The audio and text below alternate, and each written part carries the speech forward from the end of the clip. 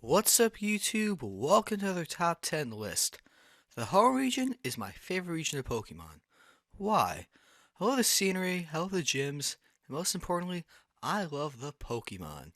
Now I believe there are 10 Pokemon that deserve more credit, that should be used more. This is a top 10 least appreciated Pokemon of Hoenn. At number 10, we have Zigzagoon. Now Zigzagoon is your prototypical Rattata, but with a different little twist on it. It has an ability called Pickup. Pickup implies that you will be able to get items from this Pokemon, and that's why it's at number 10. It's not that good of a Pokemon, but just because of the ability Pickup, it makes it worth it. You should always carry this Pokemon around with you until your team is set up. You can even catch multiple of them, and you'll be able to get items like PP-ups, rare candies, TMs even. At number 9, we have Absol. Absol is actually one of my favorite Pokemon. It makes me sad to see this Pokemon to be used more. The reason why I believe it is unappreciated is simple. This thing has 130 base attack. That sounds amazing, right? But wait, it's Dark type, and when it was introduced in Generation 3, Dark type moves were all special. So really couldn't utilize this stat. So I figure, Game Freak, you made this game. I believe you can do one of two things. In Generation 6, you can either make more Dark type moves that utilize, well, attack, or make Absol normal type. Yeah, I know that sounds shocking, right? But if you make it normal type, you can teach this thing so many great moves, get a stab on it, and make this Pokemon overappreciated instead of unappreciated. You guys know what to do. Make it normal, or give it some more moves. Your choice. At number 8, we have Whiscash. Did you guys know the Whiscash only has one weakness? Yeah, because it's water ground, the only weakness it has is grass. Sure, it's a 4 times weakness, but one type? One weakness? That sounds amazing. You think this Pokemon would be used more. Also, it has some very good stats. A lot of HP, a lot of attack, and its speed, for being a water ground type, is not that bad. It's kind of respectable. It learns some great moves, evolves in a pretty good level 30, and this Pokemon is pretty good. I think it should be used more. At number 7, we have Plusle and Minium. How can you separate these two little electric type Pokemon? They're both great in double battles, while not that good in single battles. Since Generation 3 has a ton of double battles, these two working together can take down a lot of opponents. Sure, their stats separately are not good, but when you put them together, they actually make a pretty good team. And like I said, Generation 3 is full of double battles. At number 6, we have Lotad. Lotad can actually be found very early in the game, kind of like Zigzagoon. Has great typing at water grass, and when it evolves finally to Ludicolo when you use a water stone on it, you have a Pokemon that could possibly be the best one on your team. This thing can learn great moves, has great stats, and great typing, only having 3 weaknesses, only one of them being common at flying. So if you want a Pokemon with pretty good stats, great typing, and not a lot of weaknesses, guess what? Ludicolo is your choice. At number 5, we have Seviper. Seviper is known for 2 things. 1, being a poison type, and 2, its ongoing feud with Zangoose, who is a normal type. It should be known as a 3rd thing, being an absolute monster. The reason why it should be known as an absolute monster is simple. Seviper has 100 attack and 100 special attack. Wait, what does that mean? Well, if you teach this thing any kind of attacking move, you'll be able to deal out a ton of damage. Even if you don't know what you're doing and you teach it a wrong type of move, you'll be safe with 100 attack and 100 special attack. There's nothing not to like if you choose 4 attacking moves like we all did when we were little kids.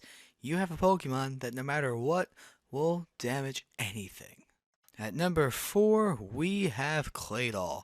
Claydol is a ground psychic type, so that has very nice typing.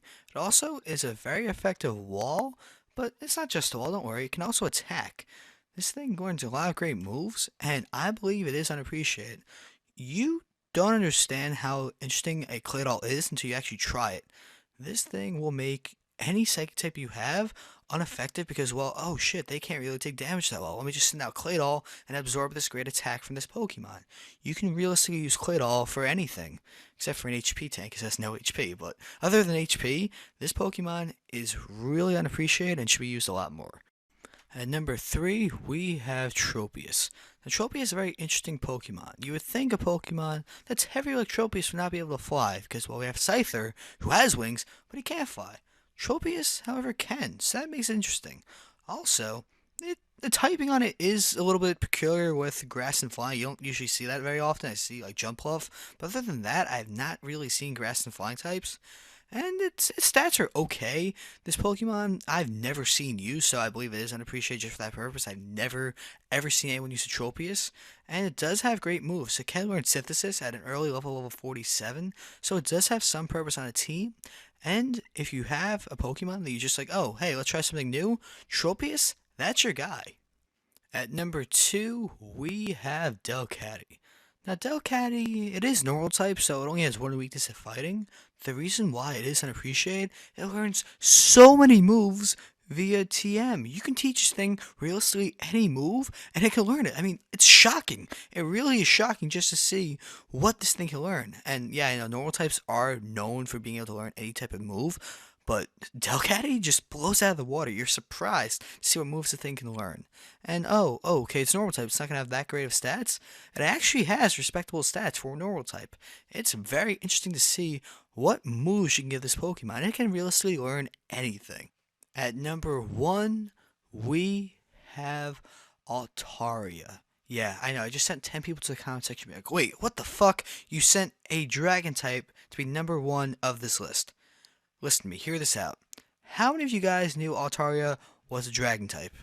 Yeah, a couple hands went up, but a lot of guys were like, wait, what? This Pokemon's so common. I could have had a dragon type at level 35, much less? Yeah, really, I'm shocked too. Altaria has amazing stats also when you think about it. It's a 2-stage evolution, it evolves level 35 like I said, and it has great moves it can learn, being dragon type. I mean, this blew me out of the water when I was shocked. I was like, what? How is Altaria not used more? It is the only dragon type that is not considered a pseudo-legendary or a legendary Pokemon. That is shocking. It is the only dragon type that's a 2-stage evolution. I could go on and on about Altaria. It is by far unappreciated. How do you not have this Pokemon? It is a dragon type that is found very commonly, and we just pass it by. It's like, oh, it's just some bird thing. We're not going to know. But bam, it evolves. It's like, holy shit. Oh, look at this thing. It's incredible. And that is why Altaria is number 1 on this list. Altaria, you are the least appreciated Pokemon of Hoenn. If you guys have any comments or Pokemon do you believe should be unappreciated, leave a comment and I will see you guys next time.